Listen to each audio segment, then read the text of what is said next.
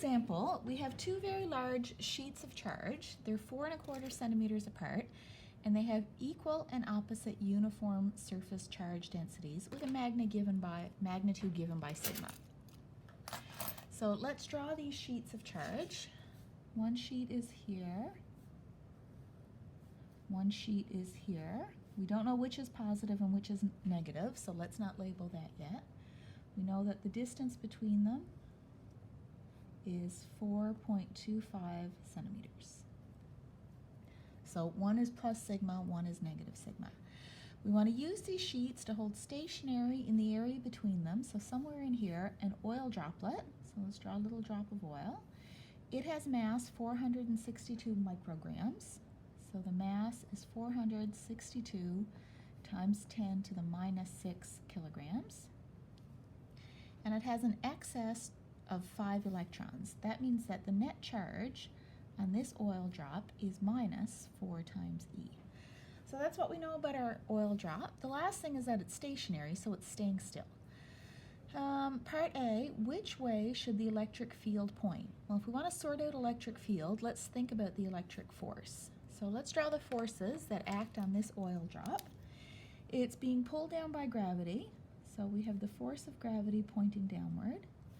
So it must be being held up by something. That something is the electric force. So there's the electric force that points upwards. So now this gives us our answer to part A. We see that the electric force points up. We know that electric field is electric force divided by charge. If our charge is negative, then our electric field must be opposite the direction of our electric force. So then our electric field points down. So if we wanted to draw in our electric field, it would point down from the top plate towards the bottom plate. So there's our electric field. Once we have that drawn in, if we wish, we can label the signs of the charge densities. Electric field goes from positive charge, so this one has plus sigma, to negative charge. This one has minus sigma. So now the next part of the question says find the magnitude of sigma.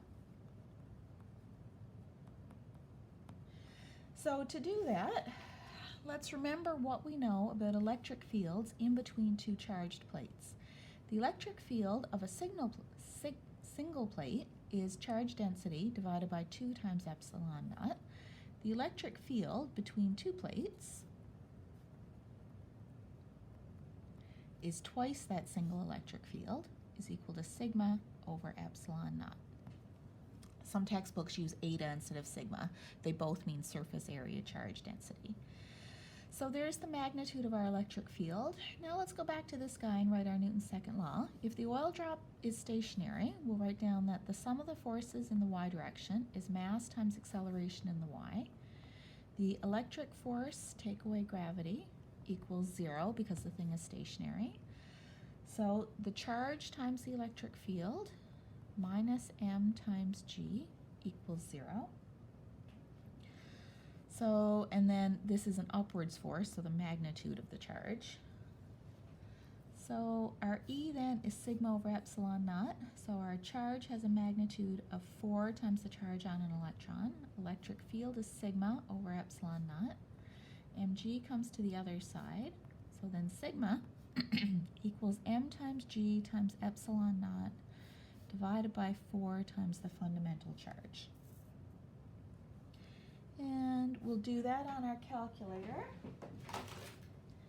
When we do that on the calculator, what we get for our answer is 1.57 times 10 to the 4 coulombs per meters squared. So there's the charge density on each plate where the upper charge is positive and the lower charge is negative.